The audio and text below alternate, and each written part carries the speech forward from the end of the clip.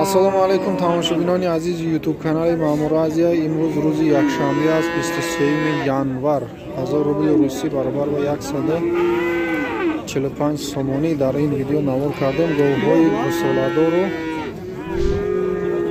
гуноҷино ҳамаша хеле сортавой када навор кардагинем. Якте лайка биҷиқину, видеоро то охир тамошо кунед. Рафтем қачои сементал 12000 буда савдо мешава, бо 4 таи дига монда 12 савдо мешава.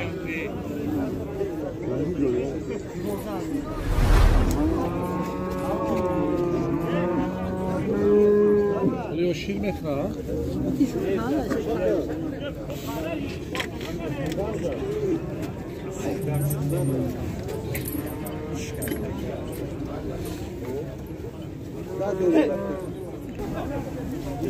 ана дутаи дига буқаи сементал инош 13000 будааст. камтар калонтарай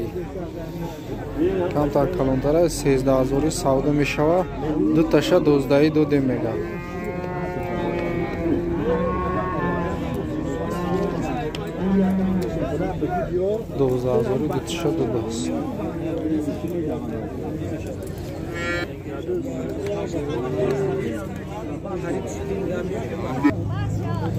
ма гови гусоладор 17000 нархиш савдо мешава.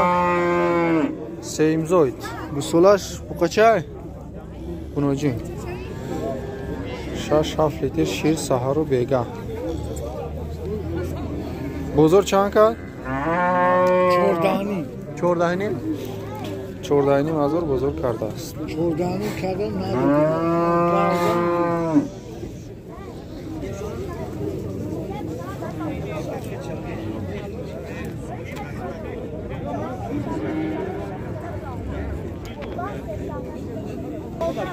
гови гусаладори маҳаллӣ 13000 нархиш савдо мешава. саҳару бега 8 литр шир. чандум зойдай? чандум зойд? чандум гусолаш намедонӣ? нарай мода? гусолаш мода. бозор чанд кард? бозор 10,000 бозор кардааст.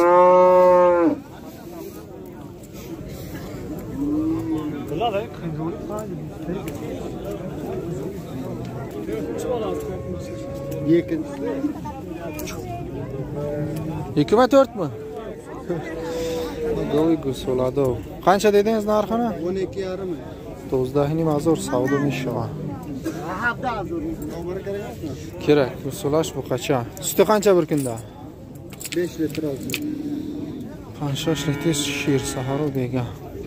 Qancha qildi bozor? Bozor 11 ming. 12000 bozor kardasiz. Telefon nomerni ayting. Ha? Telefon nomerni ayting.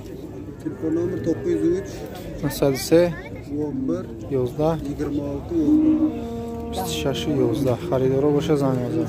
Xumsangirmi? Adres Kolxozobod. Mana go'y gusaladori mahalliy.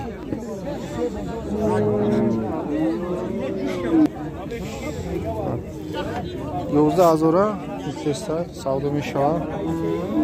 9000 bozor kardasiz. چند قشیر دارایی؟ 6-7 لیتر شیر سهارو بیگه. چندم زایده؟ یکم دویم؟ دویم گوسولای. نره مودا؟ میگم بزن بیا پیش بگو بیا. گوسولاش مودا. بزرگ بیا میگم بزرگ بیا. 17000 هم بو سودا میشود. گوسولاش بچه سیمزوی گفتیم 10 لیتر شیر. رقم تلفن 911 21 72 21. آدرس خراسان. معامله خوشرو میشود. خریدارو باشه زنگ بزنید. 17000 گفتم معامله خوشرو میکنن. خودشون راضی خریدگی ای. نه گوی پارودوی الا. چندم زایدایی؟ دیوم زاید. نرای مودا؟ گوسالاش نجی. گوناجین گوسالاش 12 لیتر شیر. 10 لیتر دا گارانتی ای 10 لیتر بالا میتیم تو 12 لیتر. нархиш 20000 аст, савдо мешава. Бо чанд кадам бозор? Бозор 16 бозор кардааст.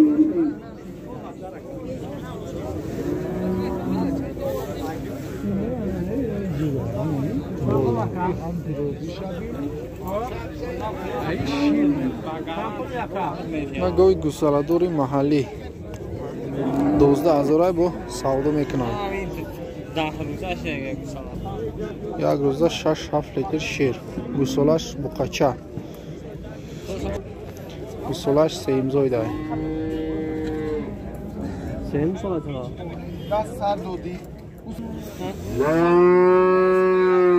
نه هزار بزرگ مرکل است. نه هزار.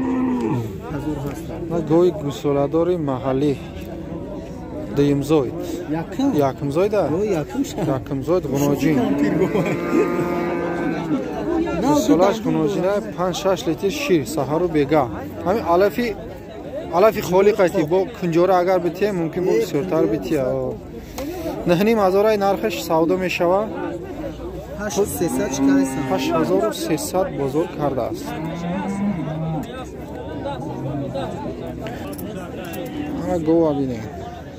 گوی خوبه یکم زوید. گوساله‌اش بخچه. این بخچه را بینید.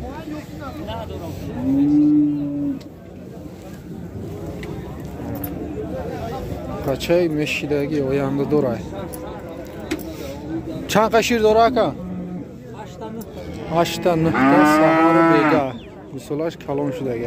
تنبولی بزرگ چند کد اکا؟ 13000 بزرگ کرده است.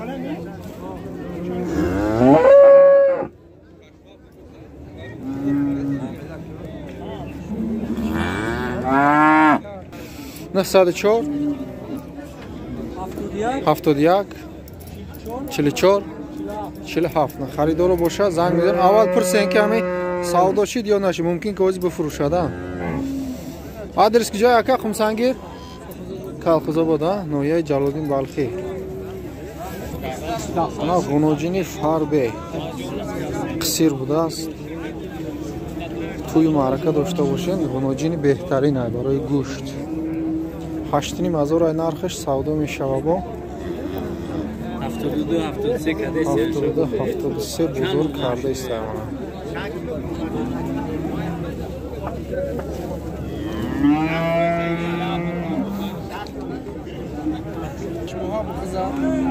گوی بغز 6 ماه بغز بوده. چند نوشته؟ سیم گوساله داشکمش سیم شاید. نرخ چند گفتی اکا؟ 9000 سودا میشوه. مال اهلا یا؟ مال کدام؟ خب بزرگ چند کد با؟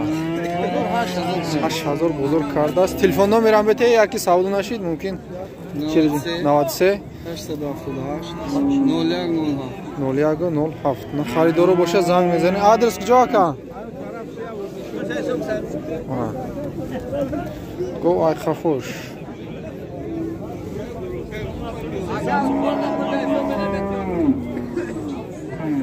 آدرسش کالخزاباد نوحیه جلالدین بلخی.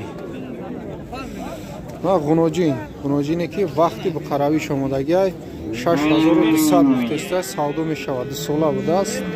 58 بزرگ کرده است. 5800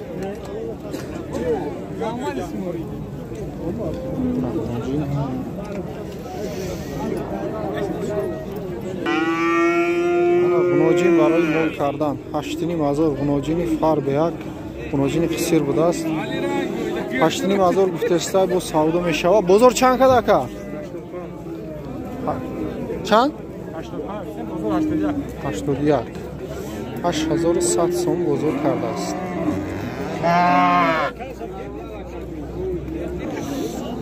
انا گناجینی یوش 4000 نرخش سودا میشود با 35-36 بزرگ کرده است.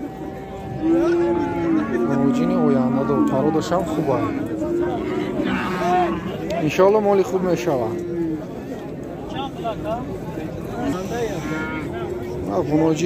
گناجینی خوبه.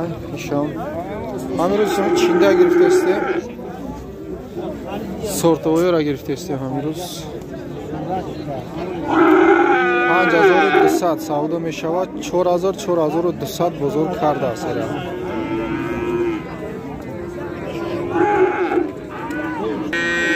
نه گناجین گوساله 3000 نرخش سودا می شود.